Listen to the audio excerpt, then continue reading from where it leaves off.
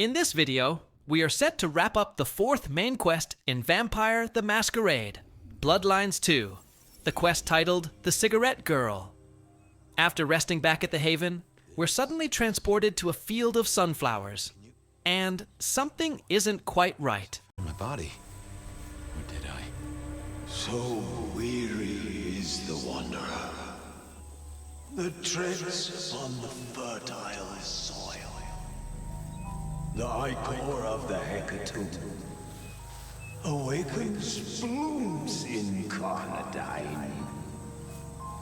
Is the wanderer not thirsty? Will they sup? Hey there, fella. Are you talking to me? It is the truth seeker. Will you not wake? Am I asleep? Wake up, detective.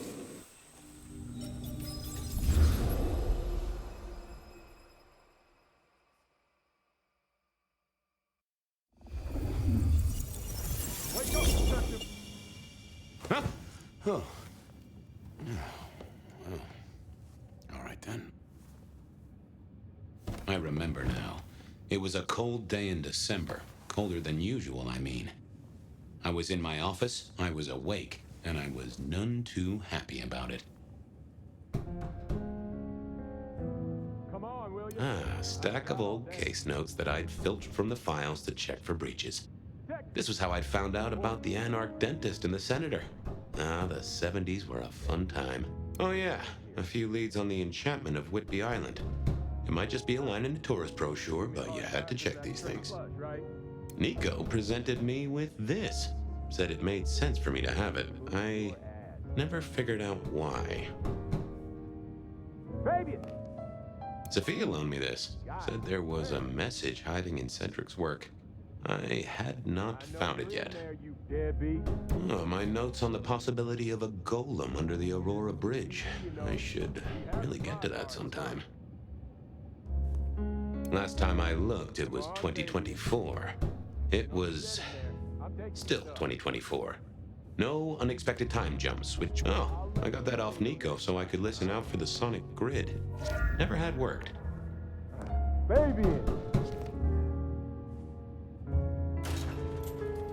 Come on. I figured I'd left him there long enough. About time.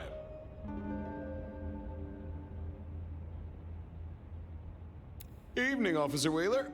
And I hope your night shift treats you with the joy and fulfillment that you deserve. And I hope the same to you, you lousy deadbeat. I got a message for you, urgent, from your boss. A bulletin from dear Captain Benny? Well, officer, you've perked up my prospects. Good for you. But I gotta wonder what craziness you're bringing into our station this time.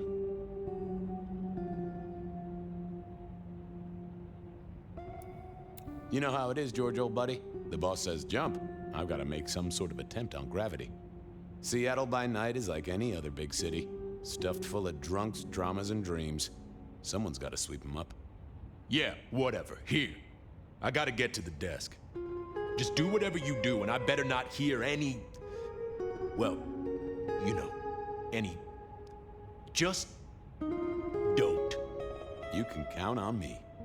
Oh yeah, that reminds me. You owe me, Fabian. $30. You charged by the message now? For Monday's game. Pay your debts, detective. Benny had sent me a little love note to go downtown to the Makom Bar. Seemed the owner, Mr. Fletcher, had a problem. And with Fletcher, it was always better to deal with the problem before he skinned it alive. But I'd woken up hungry. I needed a bite to eat before heading out.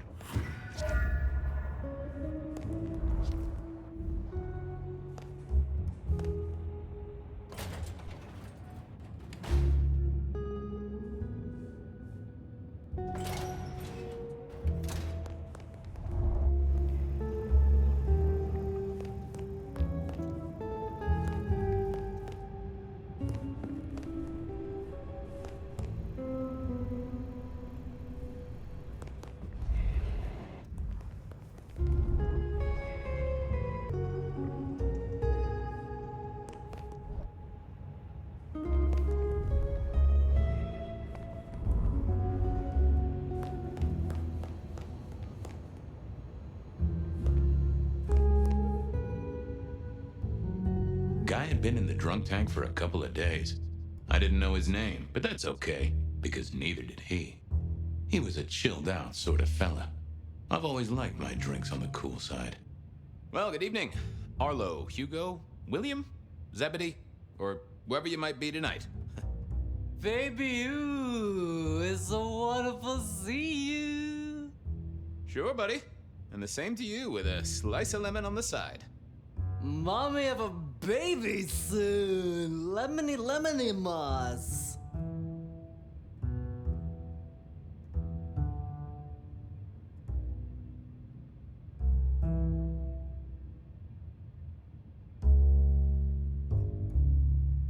I'm a little short a pint or two. Let it suck. Suck like a little mother sucks.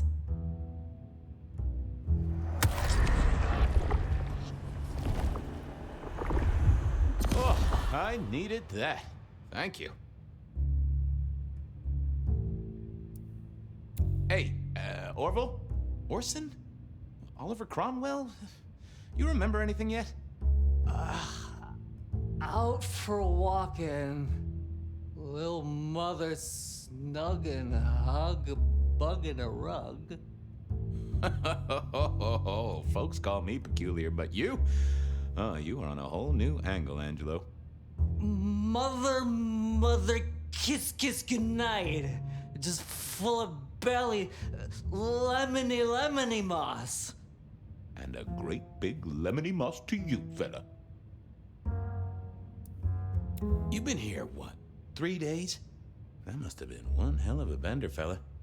That or someone slipped you a Mickey. So personal fun, babe. You drunk, nice and warm, takes cares. Oh, eat 'em up. Oh, I hear you. Always good to find a nice, relaxing beverage. How is life through a bottle?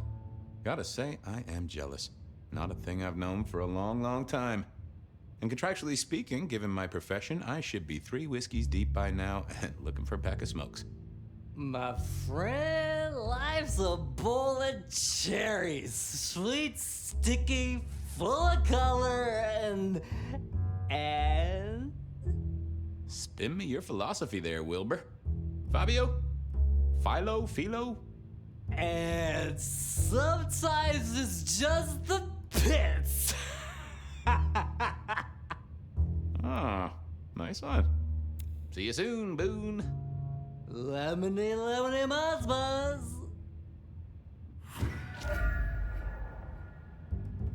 It was time to head to the Makom Bar since I'd had my cup of joe. Or Giuseppe, or whoever. Sure, sometimes I felt like a heel, but the folks I fed on mostly wouldn't miss it. One of the advantages of mortals, given time, they'd fill right back up. I had a few around the city. This fella was a new addition.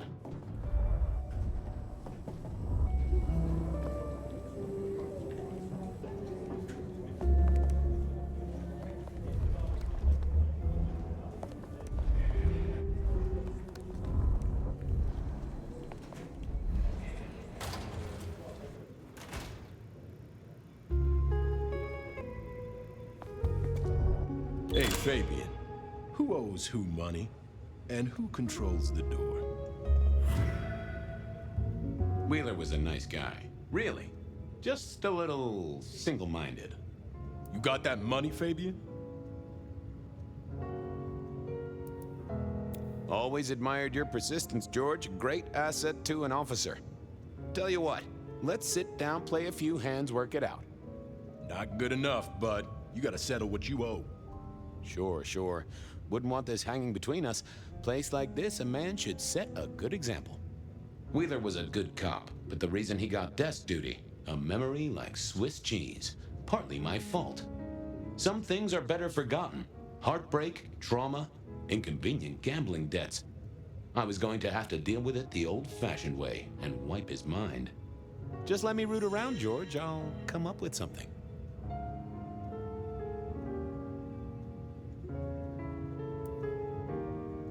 What's with the guy in the drunk tank? Mr. Lemon? Usual story, fried his noodles, snorting his inheritance or something. Keep hoping someone will pick him up, but reckon the paperwork's been eaten by the chief's dog. Mr. Lemon? That's his name? No, we never got a name for him. We already have a stack of John Does. He likes citrus fruit. Go figure. How's the wife? The kid? Little Johnny must be in long pants by now. John moved to Chicago 3 years ago. We talked about it. I showed you a photo of his place. Oh, sure. And, Doris? Denise? Still on her spiritual awareness kick and still living with her yoga instructor, far as I know. This is not the way to make me forget a debt, Fabian. Come on. How about that forecast, huh? Don't believe the hype. White Christmas? Right. Me, I'm betting on a wet Christmas. Ah, the festive backing up of the drains on South Jackson. That heady Yuletide aroma. Happy memories. City Hall should bottle it as perfume. Plug the budget gap. Smells of the city. You let me out, I'll go pick up my wallet. You telling me you own a wallet? It was no good. I'd have to scramble his gray matter. He wouldn't miss it. See you on the flip side. Yeah, just come back with fuller pockets.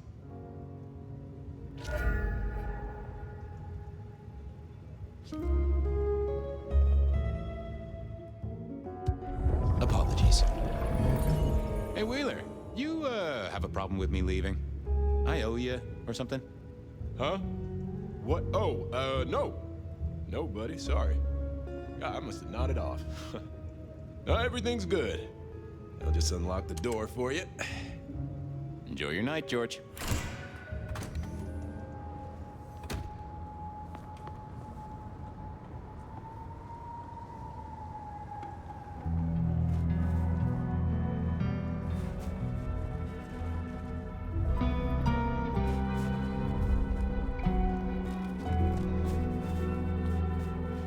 Hey, Fabian. Evening, Patrick. I hear you've got trouble. Yeah, same old, same old. You better go and talk to Mr. Fletcher.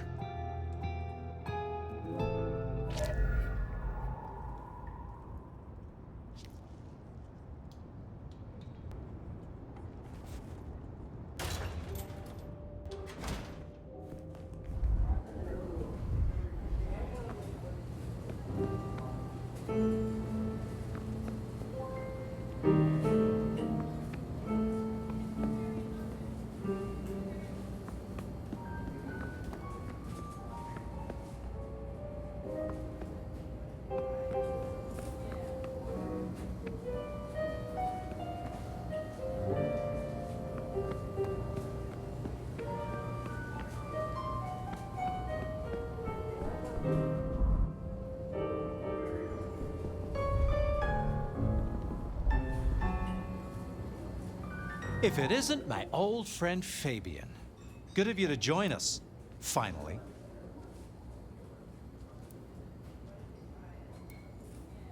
Rush hour on the sidewalk. You know how it is. Weaving a path through the bums and the drunks. They tell me you've got a knot that I can help untie. It's a curious one. There's a girl. Isn't there always? Indeed. This one came to my establishment on an errand from her sire. Would you believe it? Not that unusual for one new embraced. That's just it. She's mortal. Completely unblooded, far as we can tell. You'd better talk to her.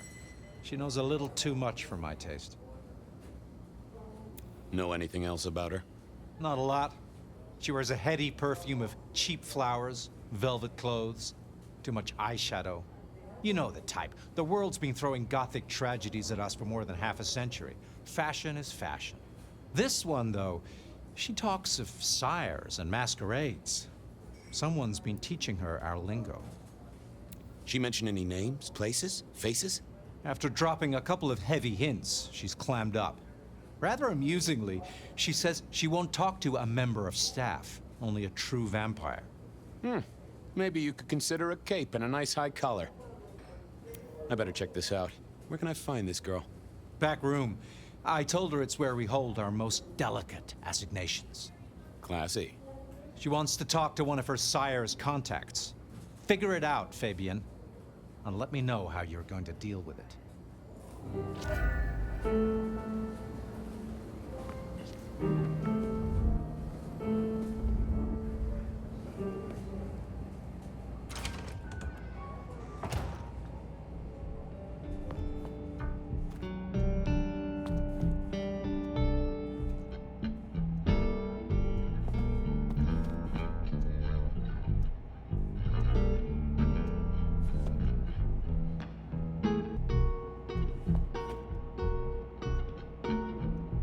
Hello, miss. May I have a moment of your time?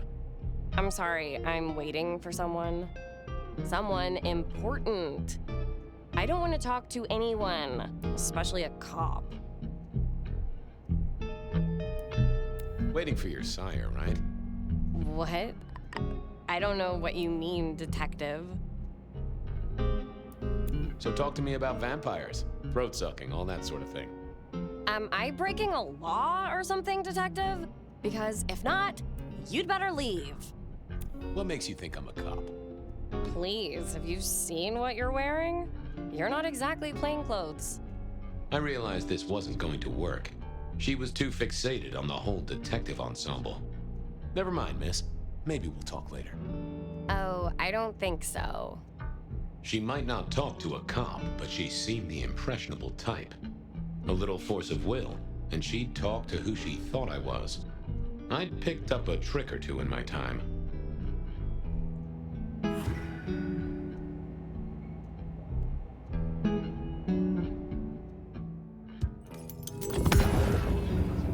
Well, hello there. Oh my, I think I know what you are.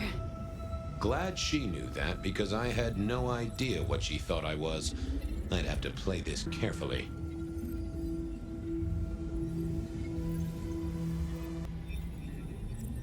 Welcome, daughter of the night. Hello. You are one of his friends, aren't you? Oh, yes. I know your sire.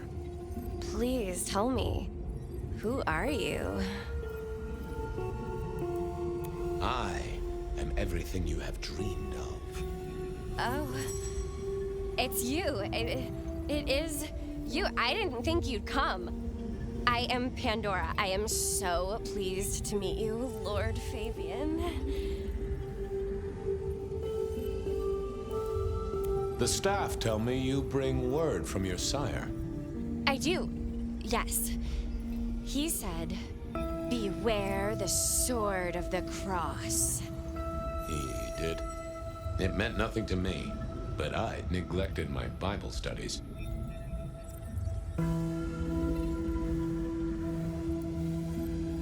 Tell me, how did your sire come to embrace you? Oh, wait. I can't think of it right now. How weird.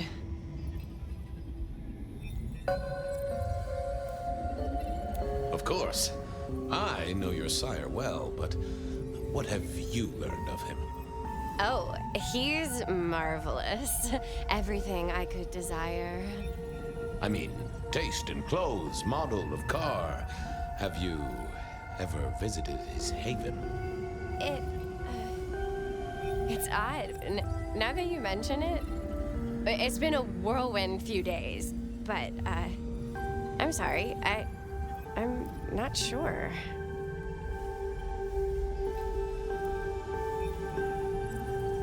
How have you taken to our existence? The consuming of blood, the lateness of the hour. I suppose I must have taken blood. It's the only way we survive, isn't it?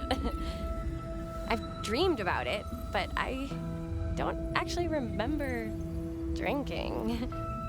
I must have. In the embrace. Mustn't I? What do you know about me? Exactly. Oh, that you are powerful, that you are artful, that you are dangerous, that you conceal a well of such pain deep inside you. I share that pain too. I am so glad to be in your presence. What was that about shared pain? Oh, I know. You are so deep, Lord Fabian, that you mask it so well that you lost your closest friend. But perhaps we can discuss it later, in more pleasant surroundings. It's not traditional for one of our kind to have a heartbeat. You seem to have one, though, and a lively one at that. Oh, do I? That isn't right. I'm sure that it will fade as the blessing takes effect.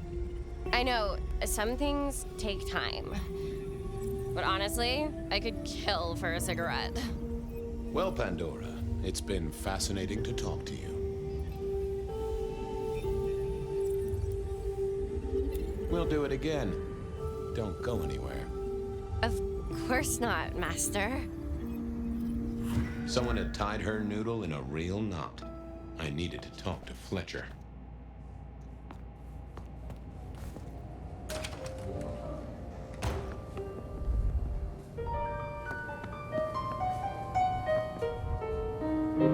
You talked to our Gothic delight?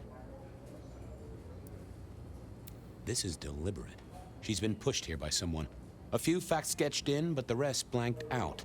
Someone's emptied Miss Pandora's mind. All she knows, find her sire's friend and give him a message. And what was the message? Beware the sword of the cross, she said. Mean anything to you? Not a thing. We should figure out who sent her here. Well, that's what you're here for, isn't it? To sniff it out. Good notion, I'll do that. I guess Patrick on the door might know.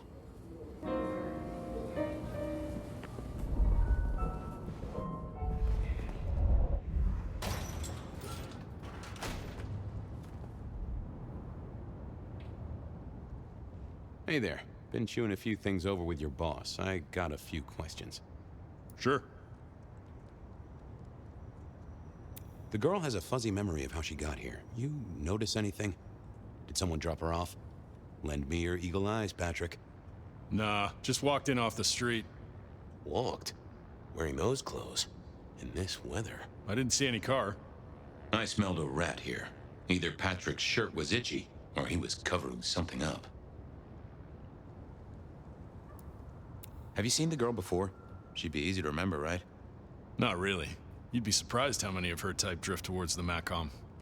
Most don't get in, but the way she was talking, I knew this was something the boss needed to hear. I think she's a new face. You got that right. She didn't just walk in. Who were you covering for? I told you, she just walked off the street.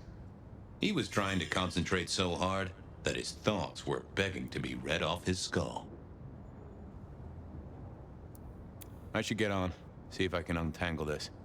Thanks for helping out.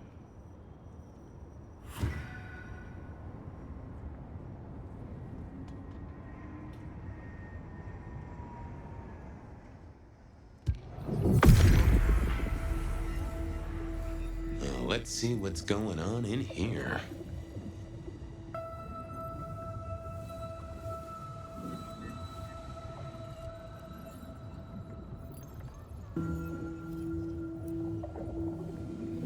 What was that? A limo. That means someone with power. We don't rat on power. Oh, Patrick.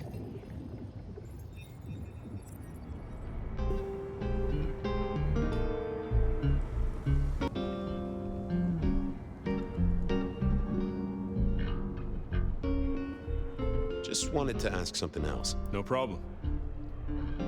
Ha, gotcha. I know it was a limo, Patrick.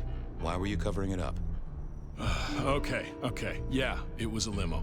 Pulled up a block away, she got out the back, said thanks. That was it. Didn't get a plate or look at the driver? Nah, sorry. Business black, privacy glass, you know the drill. And you know we don't keep cameras here. Mr. Fletcher won't have them. But you get what it means. I do, yeah. Limo means money, and kindred money? That screams court. Thanks, Patrick. For what it's worth, I get why you wanted to keep it on the down low. Catch you later, Patrick. Good luck with that one.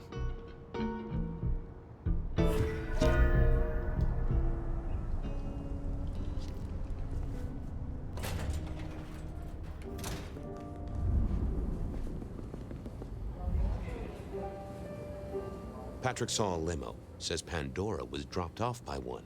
That speaks of money. And money speaks of court. Interesting, interesting. Yeah, I do not like the implications. Not one bit.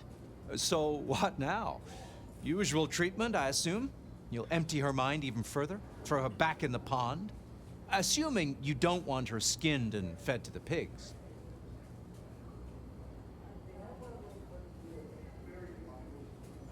It's your area of expertise. I won't trespass. Let me know when you want her pushed out, or disposed of, or whatever. Very well then. Do what you need to, but once you're done, give me the nod. We do allow a little leeway in my establishments, but I don't need a masquerade breach at my front door. Understood. He was right. I needed to deal with Miss Pandora, and quickly.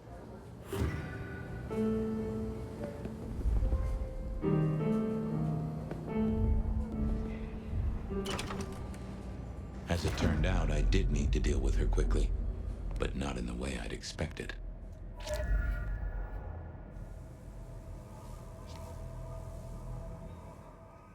Nope, had nothing to say. Time to earn the paycheck. If I got paid, which I didn't, technically. Still. Hey there, Miss Pandora. How you feeling? Still a bit antsy. I could kill for a cigarette. I guess I'm a little cold around the neck. Oh, and, dead? Of course. What with you being a construct of my own mind, it was a stupid question. I will grant you that. But I like to make my own psyche comfortable. What do you need to know, Lord Fabian? So tell me, how did you die exactly? I guess someone staked me with a piece of metal, then chopped my head off. Or the other way around. Either way, it works on both humans and vampires. Chopped your head off? Actually, now you ask. No, it looks more ripped off to me. Huh.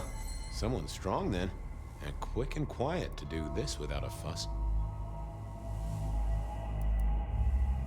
What's with the little cross sword doodad? I told you what my sire said, remember? Beware the sword of the cross. You did, didn't you?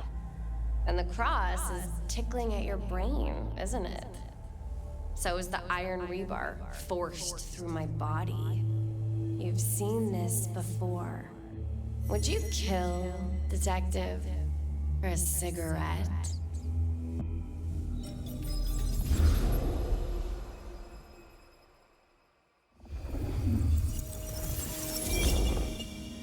No, Marla. I wouldn't kill you for a cigarette. But someone did, right? Maybe they did. That was my job here at the Makom, after all. Hanging around the bar, my tray in front of me, offering the patrons their pick of tobacco. That's where you've seen me. Maybe 50 times before. The only place you've seen me. But you never did notice me, did you?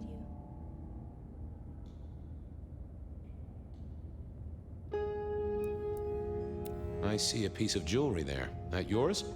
The sharpened metal cross? You've never seen me with it before. I know you didn't pay me much attention, but you'd have spotted that. It's hardly subtle. So who were you, Marla? Why a nobody, detective? A mortal. A servant in the Makom. Wait. One of Fletcher's employees, right? So a ghoul, perhaps. I think you're right, detective. The neck bleed did slow up real quick by the spattering. Perhaps I had drunk the blood of a vampire and gained a bit of power. I know what a ghoul is, thank you kindly. So how did you die, Marla? Isn't it obvious? Iron bar through the heart. Head cut off. cut off. You're right, not cut off. The wound, it feels more ragged, more torn.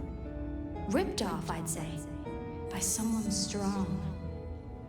I'm sorry, Marla. You didn't deserve this. Didn't I?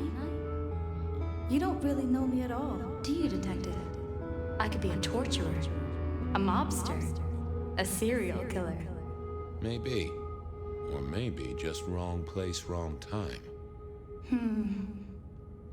This looks a little more specific than that. More targeted. Killed by twisted iron and sheer strength. Good enough for either a vampire or a mortal. But she was mortal, and a ghoul to boot. She belonged to someone. I needed to check that out.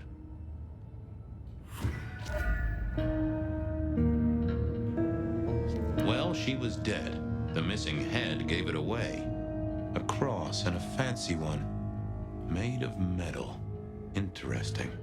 This felt somehow like deja vu, but I knew I hadn't seen it before.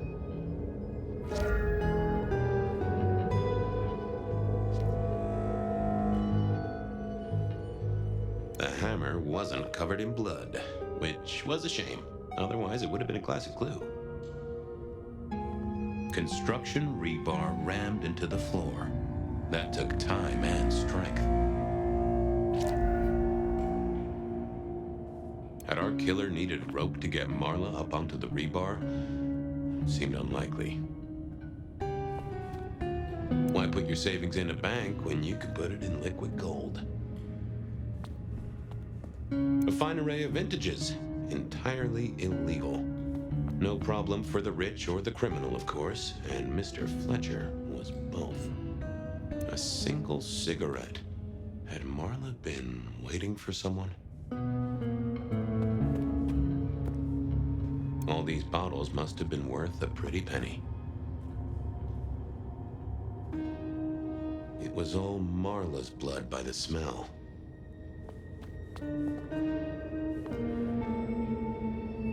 Now, that paper'd been here since before Prohibition.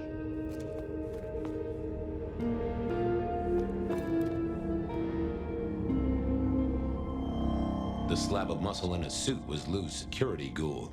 What was his name? Carstairs Cantaloupe.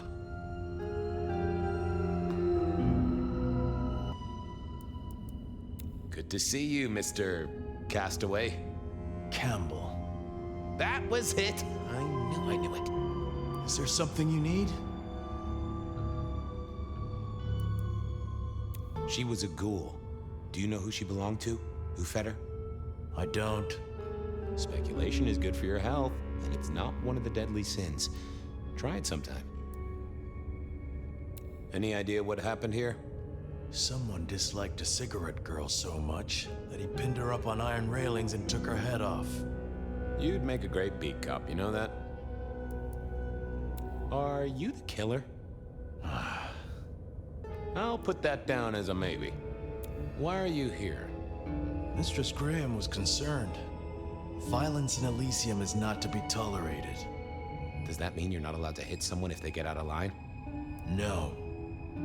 So, do you enjoy being a ghoul? I do. Well, bully for you then. See you later.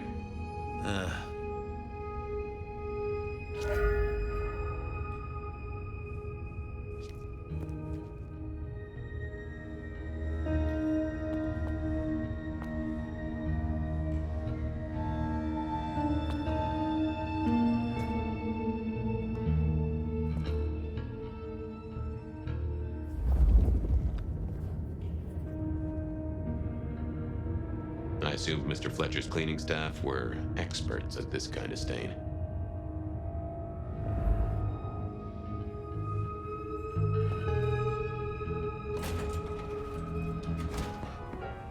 Over here, my boy.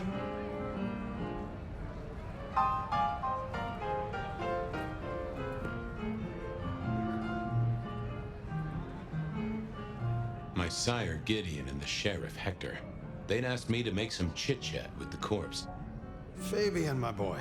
What do you make of her? Well, she is definitely dead. That's the best you can do? Sorry, boss. Head torn off rather than chopped. Iron rebar through the heart. Torn off. Interesting. Anything else? Marla worked here in the Makom. I think she was a ghoul. More than likely. Fletcher values loyalty in his staff. But she wasn't Fletcher's ghoul, was she? Don't try that on me, Malkavian. She was Rosalind's, all right? Always sensible for a prince to have their ear to the ground. There's an artifact. A metal thing, sort of a cross, but with a pointed end. Sharpened cross and a severed head. Remind you of anything, Hector? That's all I have right now. Well, keep on it, Detective. Keep poking around, son. You're the right man for this job.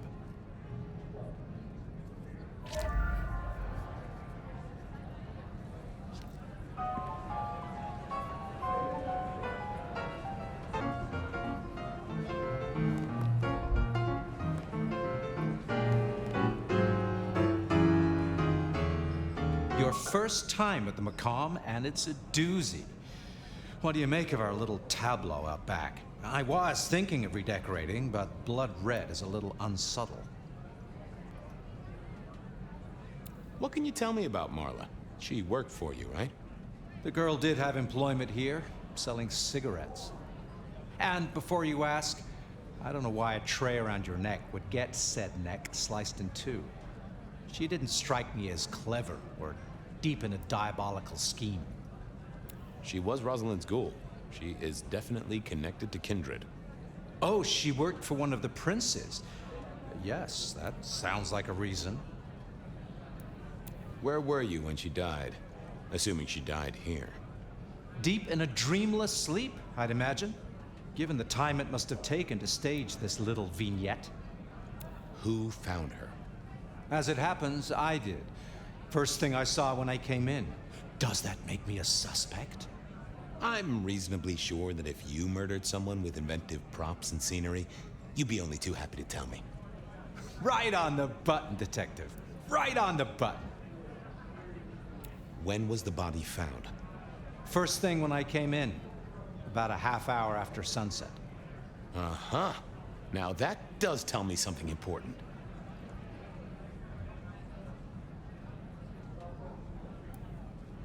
The killer couldn't have done this at night. They must be mortal. Bingo, dear boy.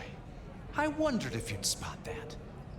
A mortal taking out a ghoul as some sort of message. Well, well, well. Nice place you got here. I'm flattered it meets the approval of one so expert in fashion and decor. I'm sure we'll have the pleasure of seeing you here often, given your new role. Just keep it discreet, all right? And get your boss to buy you a better jacket. Thanks, I'll talk to you later. Chin up, old boy.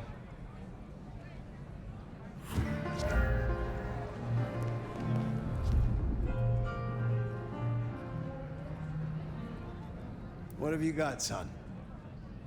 The kill happened during the day. This wasn't kindred. A cross, a torn-off head, and a mortal killer. What do you think, Sheriff? Hunter? It seems so. You recognize this? A signature kill of some sort? Oh, rumors. There are always rumors. Let's not jump too quickly. Well done. I'll take it from here. The fact it happened during the day, that's useful. You look into the girl. Find out where she lived, her lovers, family, friends. Either file a nasty accident or an ordinary back alley encounter. Whatever works. Make sure no one will miss her. Poor kid. One day selling salvation from a box, the next, poof, gone. Forgotten, buried. But isn't that the way of our world?